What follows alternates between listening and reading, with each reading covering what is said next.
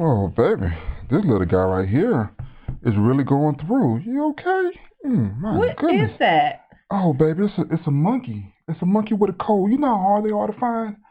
You would never believe what I had to go through to get this. A monkey with a cold? Yeah, yeah, you said you wanted a monkey with a cold. You want me to bring home a monkey with a cold? No, no, no. I said bring me back a movie. Something old. Not a monkey with a cold. So what we gonna do with this little guy? Lord, let me see. Oh, my goodness.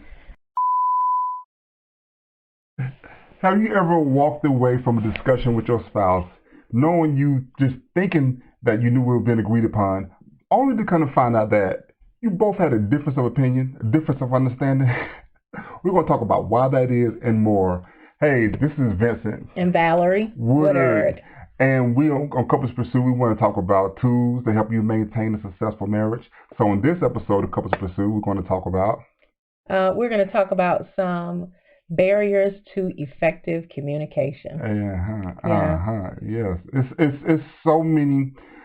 I'm so proud of you right now because the fact that you're having a conversation, the fact that you're communicating with one another, that's our work. That's our passion here at Couples Pursue, is to get couples communicating and connecting back together. So the fact that you're having a barrier to communication, I'm excited for you. We want to help you work through this because the fact that you're even watching this video means you want to understand why we keep having this misconception, we keep missing each other. So some common things can happen. We want to talk about a couple of them, but there are many things like lack of focus, understanding, maybe not a topic might be important on one person's mind, but the other person kind of wants to avoid it, and so many other things. So stay tuned, share with someone, get some popcorn because I think it's going to be worth your while. Yeah. Yeah. I think it's really important for us to talk about this. Some things we've talked about in other videos having to do with communication are, the way people communicate, like their style of communication, their type of communication. And then we talk about the love language, and that has to do with how they relate to each other or how they prefer to be related to. And all of those things can be symptoms of ineffective communication if they don't see eye to eye on those issues or they don't understand. For instance, if my husband is passive and I'm passive aggressive, if we communicate in different styles, when we go to have a conversation, he doesn't necessarily want to talk about it. And then if I'm passive aggressive, then I'm like raw, and that doesn't make it better. I'm agitated because he doesn't want to talk, and he is withdrawn because I'm too forward or too aggressive. And so that is just one example of how, it can be difficult to communicate if you don't talk about how to communicate. That is awesome. That is awesome. The fact even knowing your communication style can help you go so far and communicating effectively with your spouse. And some things we want to talk about tonight, some barriers of communication. Like what are some things that we actually can put in our path? Either, we do it knowingly or maybe unknowingly. And one of the things on top of the list is a lack of focus. Yes. Sometimes we can, be in a conversation with our spouse and we're listening, but we might have a phone in front of us. We might have the TV playing in the background. It might be the Matrix on, and I love the Matrix. We're not talking about me. I'm sorry, but sometimes there can be other things. You can be putting the groceries away. You could be doing your hair. You could be whatever, getting ready for work, and you're thinking you're having a conversation about really something that's important to the relationship, but you're trying to multitask. Yeah. And with that, you really can't focus on two things at one time. You can do many things, but I'm saying focus. And so if we're having an intense conversation or a detailed conversation about our relationship, I think it's best to put down the phone. Right. To listen with your whole body. Right? Because what he said was, you're listening, but you're on the phone. Well, if you're on the phone, then you're not actively listening. You're hearing, and you pick up bits and pieces of what they're saying. You may get 90% of what they're saying, but that 10% that you don't get, it may be the important part that you need to. And often, with communication, it is important for me and many others that when I'm speaking with someone, I would like for you to look at me when I'm talking to you, so that we engage, so that I'm not talking at you, I'm not talking at the back of your head, so you understand what I'm saying. You hear not only what I say, but you see me, because I don't just communicate with my words, I communicate with my body as well. And so when you are turned away or you're looking at something else, you're communicating with your body that you don't have my full attention. Exactly. And it could lead to the example that we gave at the beginning where a monkey with a comb. This little fella. Welcome to the family. He's here now. He's here, okay? Because you're not really giving your full attention to the topic at hand. We talk about so many things. Well, in this case, we're talking about relationship. We talk about relational issues. We're talking about things that it's something either important to your wife or you, and you really wanted to tell or get across to your spouse, what's really on your heart, and you really want them to understand, take away from this conversation what it is you're putting into it, and you don't really like the feeling when you tell somebody something, they kind of like maybe dismissive, passively or not, just intentionally. And you're like, wow, why did I even share that with them?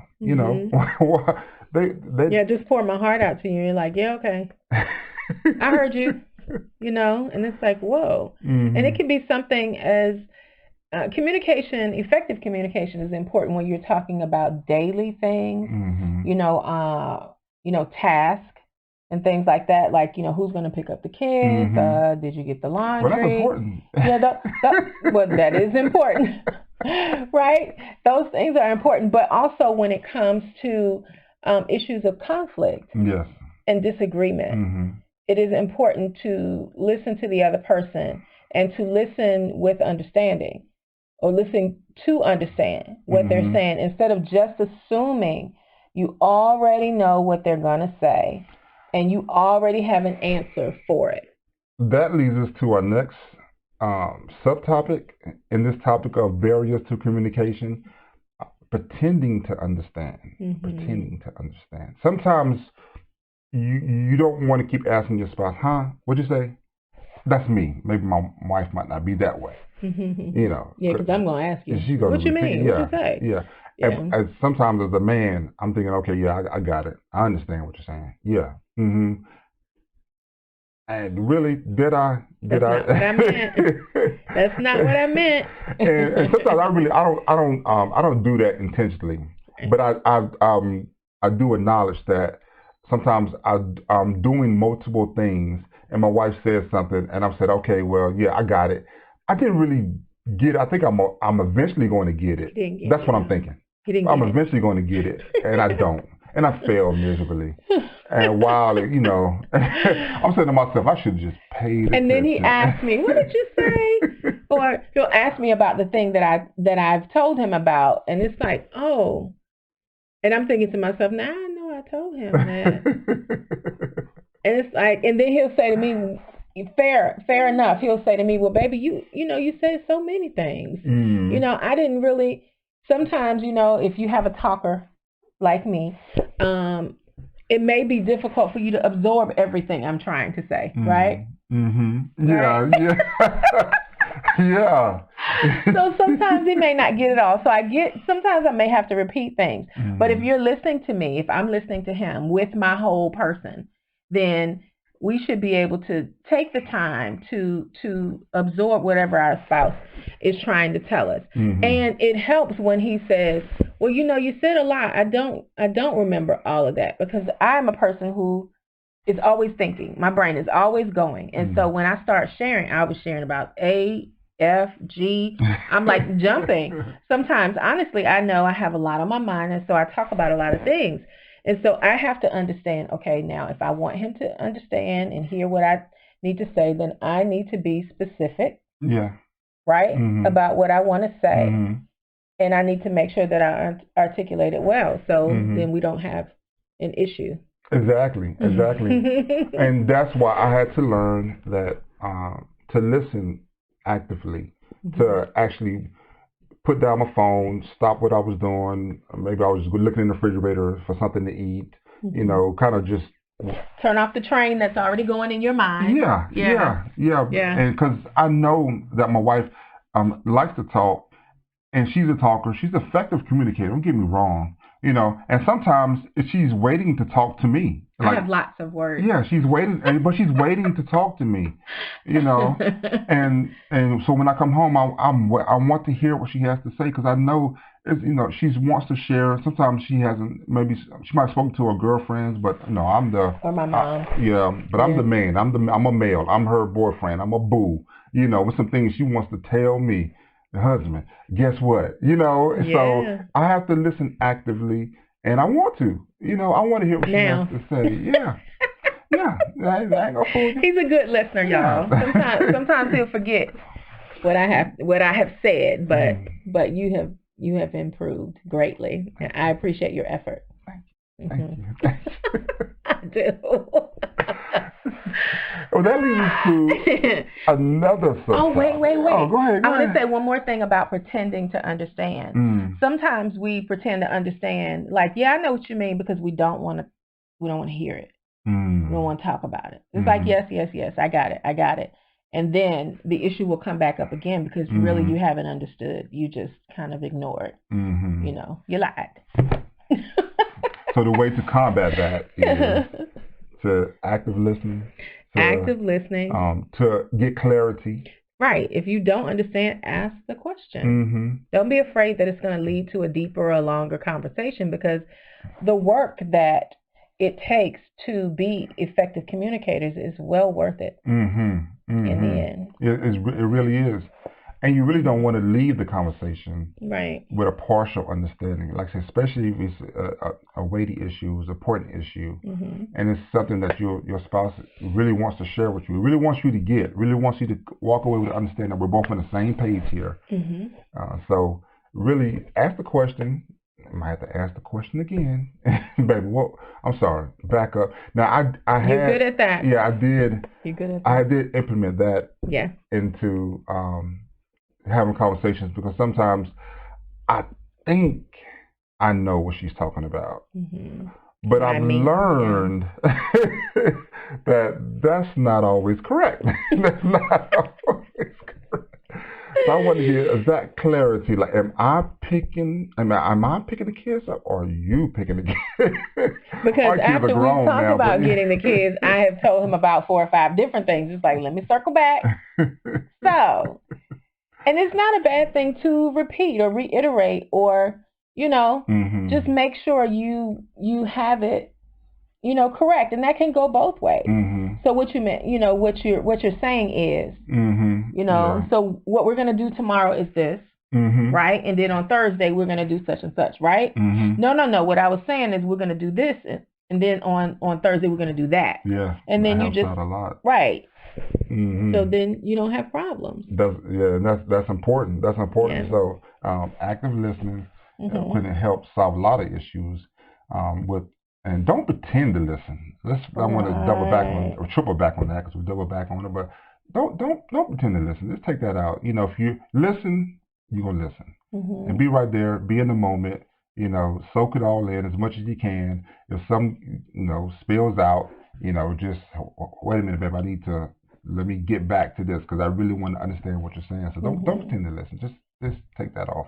Right. Especially with serious matters, you know, where emotions are involved, and like I said before, where conflict is involved. Because if you don't deal with it effectively, it's going to come back like weeds. And so, and that kind of is a great segue to our point of sometimes there are weighty issues that we might have put off, and we might not want to deal with head on, but now it's head on.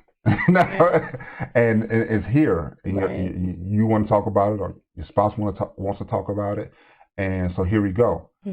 And you can't keep avoiding the subject, and that's a barrier to effective communication, when you keep avoiding the subject, especially when it's on one of your hearts. You know, if somebody really wants we really want to get past this, we really want to deal with this, whatever it is, whether it's having to move your parent in or whatever. I don't know. It's something, it's just a little deeper than, okay, am I buying groceries or you buying groceries? It's something that you really have to have a conversation about. And it can't be just one person's decision. It has to be a decision you both make together. Now, that's a good point that you bring that up, because I had a conversation with someone recently who talked about, in our home, we have a Christian home, and our principles are based on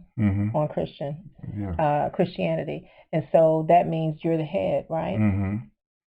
And although you're the head, that doesn't mean that we don't have conversation. That's right. It doesn't mean that there's a gavel and he makes the final judgment and that's it. He does get to have the say, but it's after we've discussed. Yes.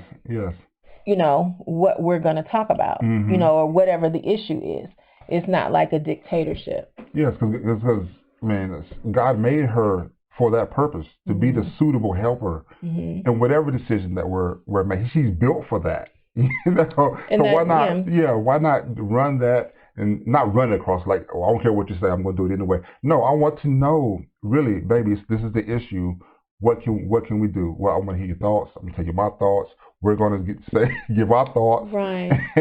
Well, this is taking us in a different direction, but it's important as well. When, it says, the word says he gave Adam a suitable helpmeet, right? When you think of help meet, I help him to meet the decisions that have to be made. I help him through prayer. I help him through grace. I help him through my own discernment that comes from the Holy Spirit that may speak something to me that he hasn't thought or heard of. And so then it's important that, we work together and not independent of one another when it comes to making decisions about our family and our home. Exactly. So our recommendation would be to not avoid those weighty issues, not, as I would say, dance around them, skirt around them. There's a time and a place to talk, and there's a time and a place to, if we can't make a decision right now, let's not just say, well, all right, and just move on to something else. No, we're going to come back to this. Decide and agree that you're going to come back. Yes. Yeah. Don't just keep, pass. Can I call a friend? No. This is your thing. Right, right. You have to make together. Yes. And also, to lead us to our other point, I think it's 4 or 5. I didn't write my numbers down. But to not overtalk your spouse. Not to, one of you may be more talkative than the other. One could be extreme. Like just one likes to talk, another one just like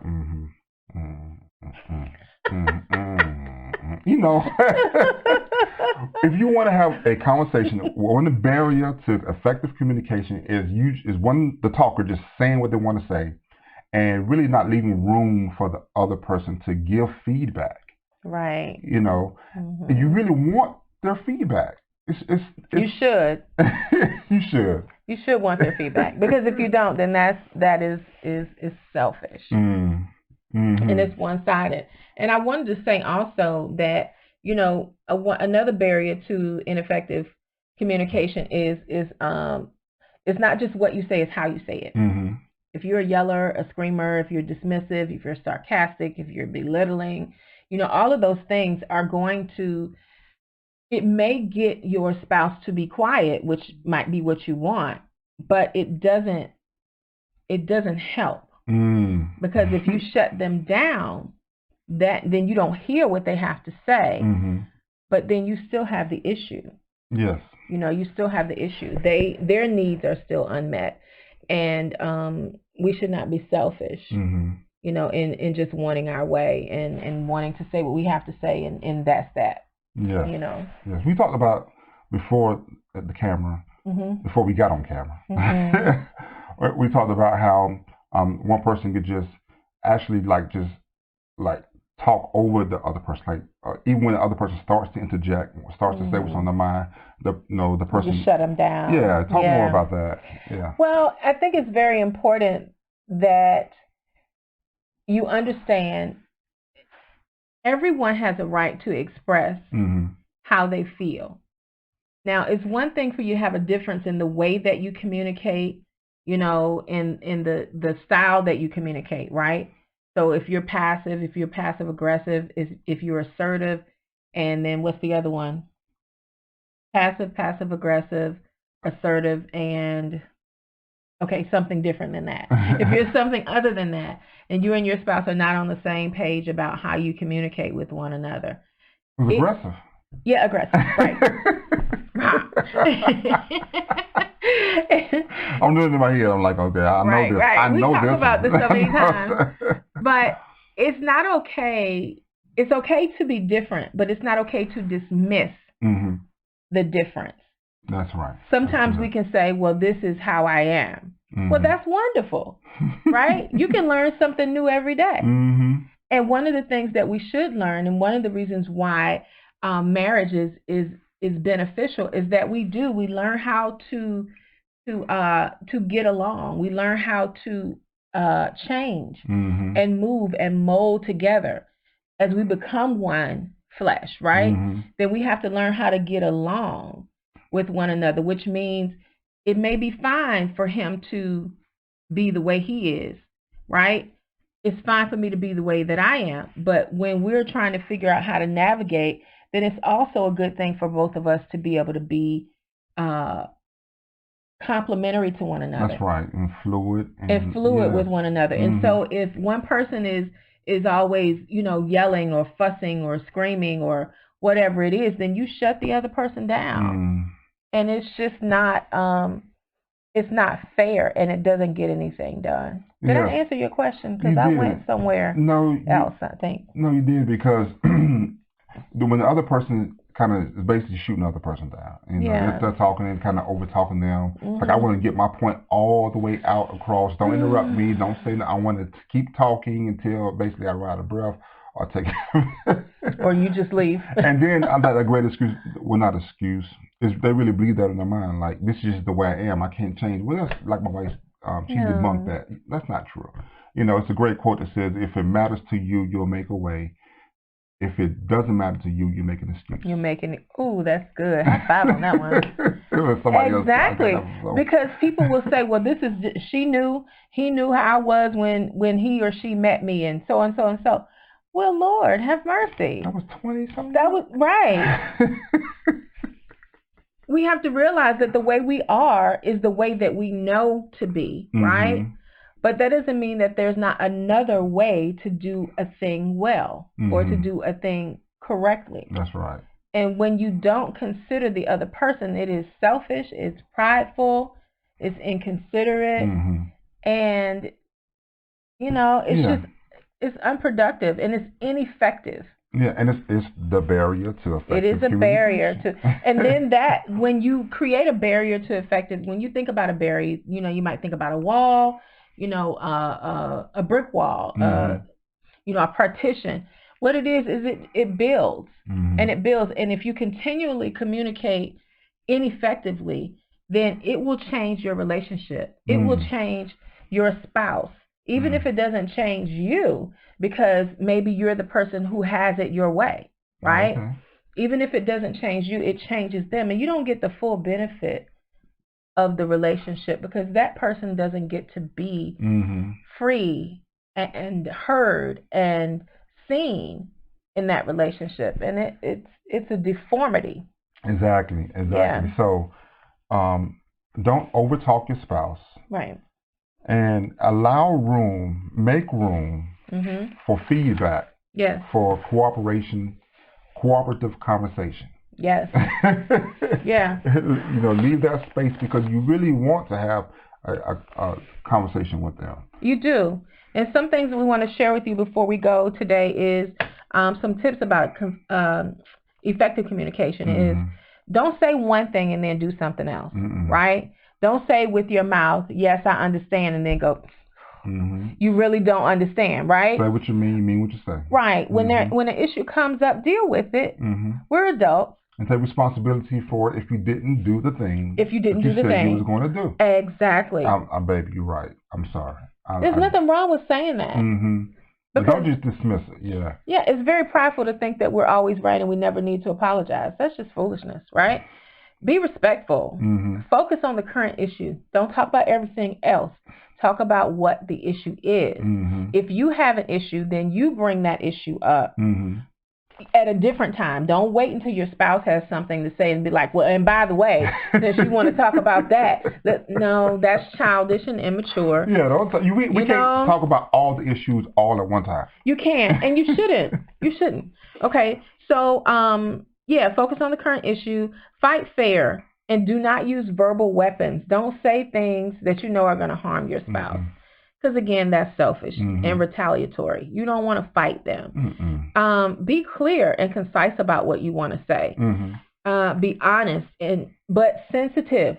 Well, I'm just telling you the truth. Well, you can say the truth in a very negative way. You can do that. You can be rude. You know you. The truth is not rude, right? Yeah, that's not nice. It may be concrete, but it doesn't have to be rude and disrespectful. Avoid making or accepting excuses too quickly from your spouse or to your spouse. Because when we give each other an out, a passive person might be like, well, okay, well, I didn't mean to yell at you. Well, you did it the 13th time this week. So, maybe you did mean it. So don't, let's talk about why you're yelling. Yeah. Get to the meat of the thing. Ask questions for clarity. You did make that point. Be conscious of how you speak. Use positive statements. Use I statements when you're talking to your spouse. When you have an issue, I feel, I think, I need, I will do this. Instead of you. Yeah, that doesn't work. That's so important, especially when you're wanting to express something that's very important to you. Don't say to your partner, you always do this, or you always do that. No, if you have something that you really feel deeply about and you really want to address, let's start with how just acknowledge what you do. What I feel. Like my wife said, just acknowledge that about you first. And let's make room for, okay, no, I'm not saying I'm perfect. Because this is how I feel. Or this is how I feel when this happens, because it's also not always about how you feel about the situation. Here we're talking about just acknowledging and taking responsibility, right? And then just a couple more things. Be aware of your body language and your eye contact. Give them your full attention. Watch your hands gestures, watch all of those things. Don't laugh or belittle your spouse, especially when they are sharing their feelings. Watch the language that you use. You always crying. You so weak. So emotional. You always complaining. Something's always wrong with you. That is so antagonistic. Something is wrong. Right. That is your spouse.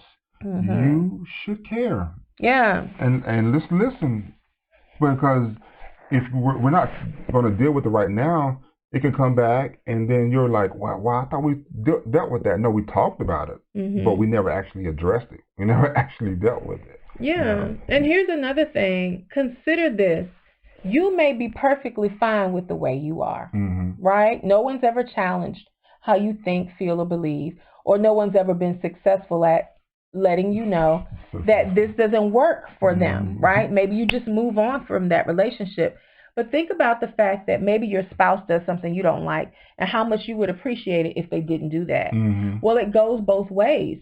You can learn something about yourself as well. When you listen effectively, you can learn something about yourself. The last point I want to make is be clear about what you want to say and be mindful of the impact and the intent. Think about what you say and how it's going to, what your intent is, and then how you say it. How is that going to impact them? Because everything doesn't need to be said. That's good, baby. It does. Everything doesn't need to be said.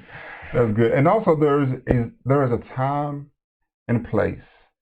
Because especially when it's going to be one of them conversations where we're going to talk. I really want to talk, and sometimes it's not always a time and place to do this particular talk. You know, not everything doesn't need to be said, and then when it does need to be said, not every place and not every time is a great time. You know. Yeah. We got the NCAA basketball, coming up. We got the Super Bowl just passed. Look, I'm not saying if it's a boundary breaking issue, like your spouse, just stayed out all day and just came back to the house and didn't speak to you, and he wants to watch the game. No. Click up. No, that's something you discussed before. That's a boundary breaking issue. No. But if it's not one of those issues, we just you want to talk about, and the game's about to come on.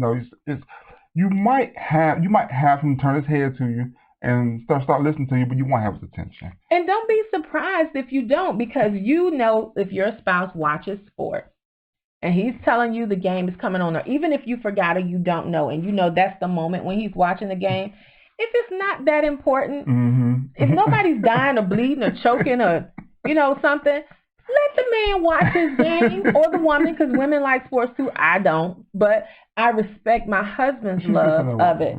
I will sit down with him sometimes, right? March Madness, sometimes I'll be in the room. Right, I can be in the room. Now, I can be on my phone while he's watching sports. So sometimes my company is nice for him. Well, he's enjoying it. And then he can just like shake me or jump up and down and, to me. And I'm like, yeah. I know what he's saying. So we hope you learned something today. Oh, the monkey. We hope you learned something today. And if you did, please leave a comment. Yes. Like and subscribe if you're watching this on YouTube. And also shoot us a comment. Yeah. If you can. We read them all, and we would love to hear from you.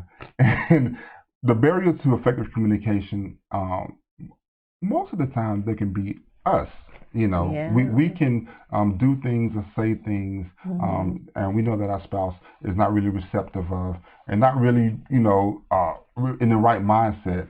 They could be doing other things, and let's talk about those things at the beginning. Say, look, baby, when I want to talk to you, can I talk? Can we talk right now? This is a good time, because you have to take. You might not know they have something else going on. You might not know. It might have been a work emergency. You might not know. So just ask the questions. But let's just have open dialogue. Like I said, I'm so proud of you. I'm so proud of you of actually having the issue where I'm trying to communicate. Yeah. But we're having these issues. Yeah. Work through them. Yes. And don't always say no. Now is not a good time. Because some people just don't want to deal with issues, and it's not fair to keep putting your spouse off. That's right. It's not. That's good. Yeah.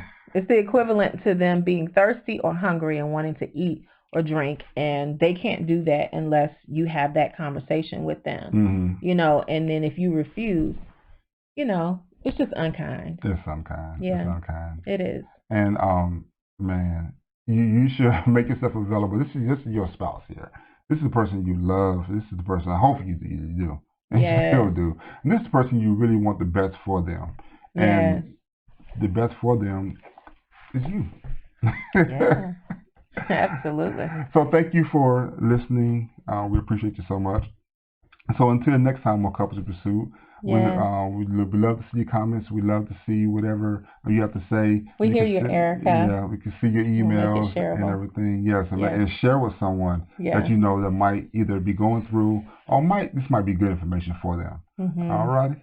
So until the next time, may the Lord bless you and keep you, make his face shine upon you and be gracious to you and give you peace. We'll see you next time on Couples Pursuit Live. Bye.